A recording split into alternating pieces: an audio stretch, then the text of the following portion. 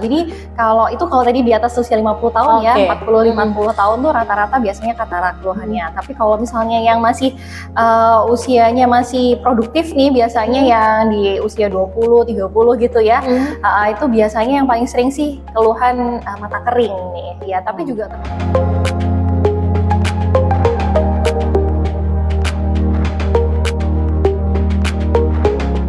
Oke Sobat Ronggadi, ketemu lagi barengan Novi di Talk Show on the Spot. Kali ini Novi jalan-jalan dulu, tapi ada suasana yang beda di belakang ini ya.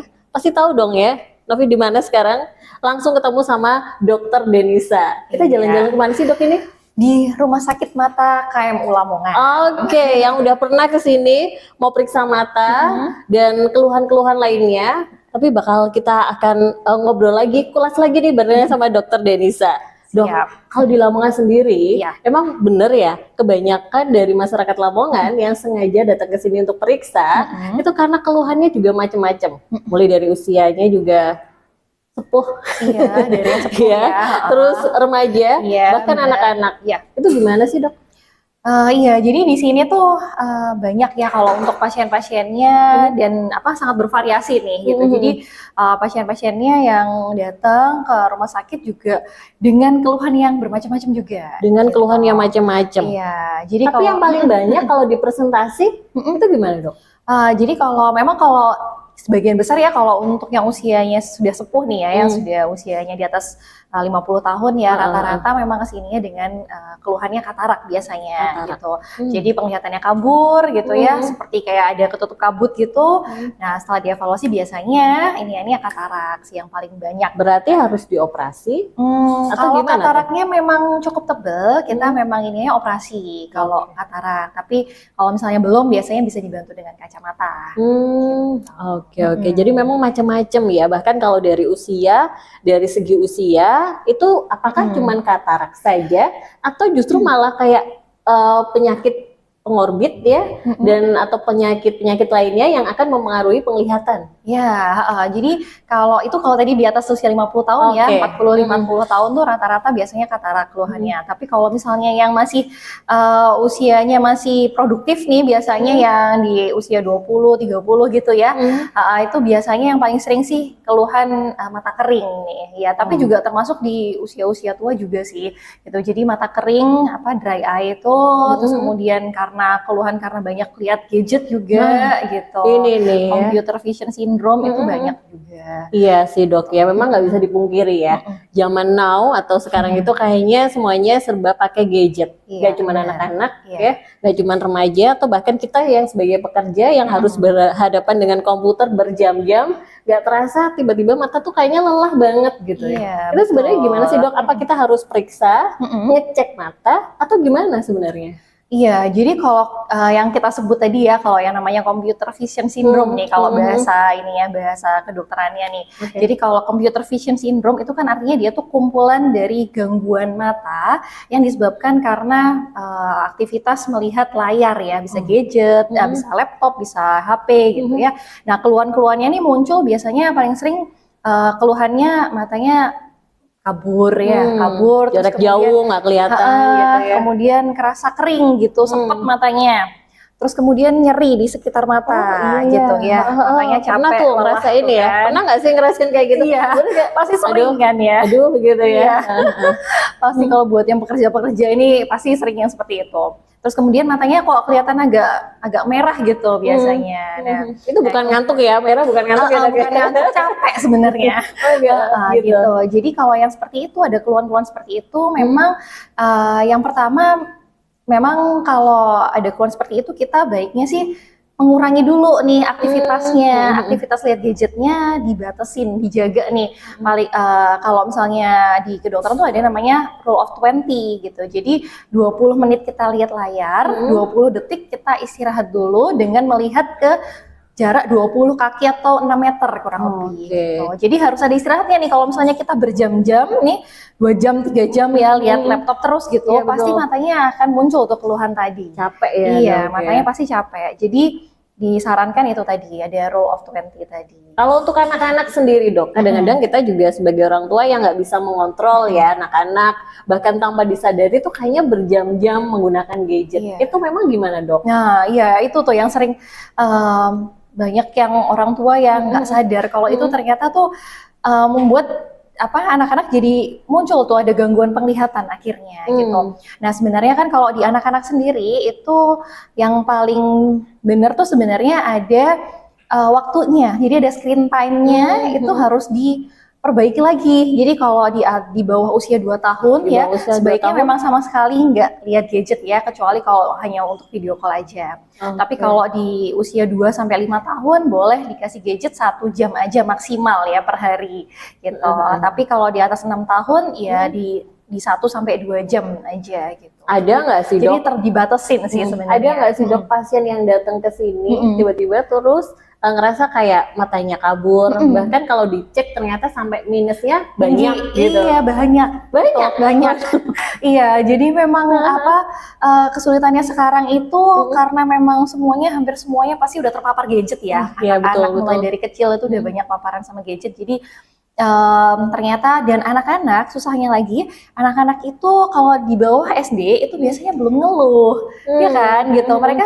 Mereka nggak akan ngeluh bilang kalau aku nggak kelihatan gitu. Dia nggak biasa aja gitu. Jadi lihat papan kayaknya biasa gitu. Iya, jadi nah biasanya baru ketahuannya itu pas masuk SD, anaknya mulai harus melihat dengan jarak yang lebih jauh ya, karena kan di dalam kelas gitu. Iya betul. Jadi baru kerasa tuh. Itu aja juga belum tentu. Kadang-kadang anaknya juga nggak laporan, kadang dari gurunya tuh yang laporan gitu. Kalau saya taruh di belakang kok nggak kelihatan katanya gitu. Jadi memang orang tua juga harus aware gitu ya, harus aware kalau misalnya anak nih ada keluhan-keluhan misalnya dari anak-anak ada yang kok ini kalau nonton misalnya lihat sesuatu kok harus deket ya gitu ya, kok makin kayaknya gini banget gitu ya. Atau kalau lihat TV kok maunya ke depan terus gitu ya.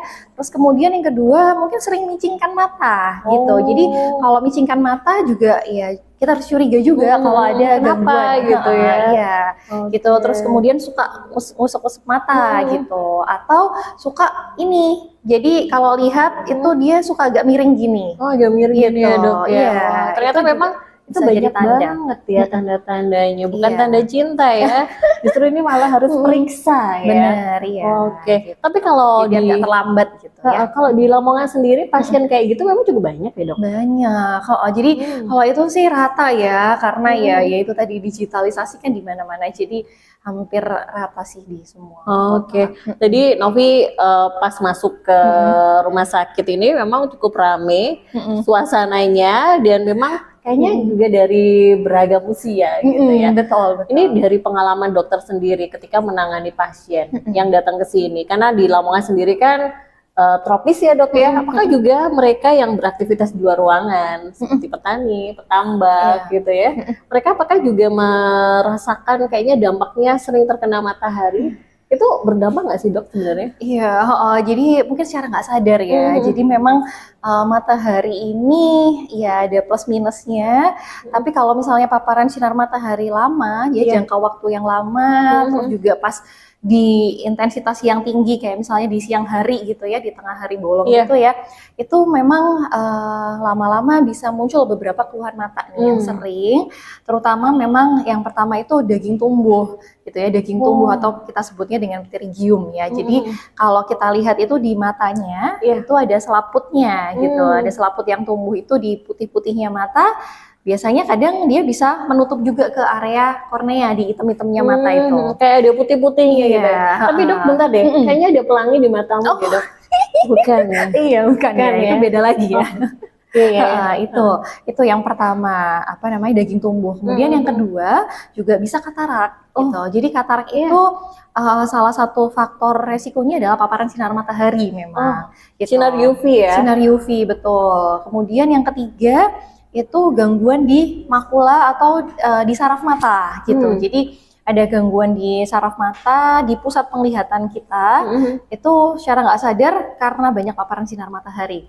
Dan juga yang keempat yang penting juga itu tumor di kelopak mata gitu. Jadi karena aktivitasnya kan otomatis kan mata kita ini dilindungi sama kelopak mata ya, Iya, betul. kulit kelopak mata. Nah itu juga kalau misalnya banyak paparan sinar matahari, salah satunya juga bisa muncul tumor atau keganasan di situ. Gitu. Jadi harus waspada juga. Beberapa ada yang nggak sadar ya, kadang cuma seperti kayak tahi lalat gitu ya, atau mungkin kayak mata itu kayak rasanya tuh kurang nyaman gitu, dan itu selama beberapa hari itu juga tanda-tandanya.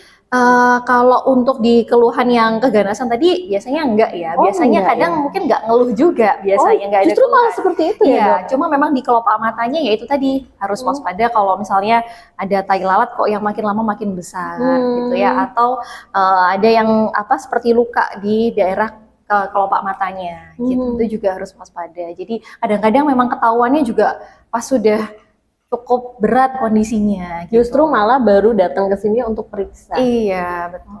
Oke. Dan selama dokter memeriksa beberapa pasien, ini yang paling berat ada nggak sih keluhan dari pasiennya gitu? Keluhan dari pasiennya kalau misalnya memang kalau kelihatan keluhan yang muncul yang berat ya memang kalau misalnya di keganasan ya, memang terutama dia keluhannya keluar darah di daerah kelopak matanya gitu, itu bisa. Gitu ya. Dan itu memang harus dilakukan tindakan operasi. Iya, betul. Oke, mungkin Ina juga ada tips ya untuk Sobat Ronggadi yang lagi nonton Talkshow on the Spot hari ini nih, Dok. Langsung nih sama dokter. Oke, jadi kalau beberapa tips sehat untuk mata buat Sobat Ronggadi ya.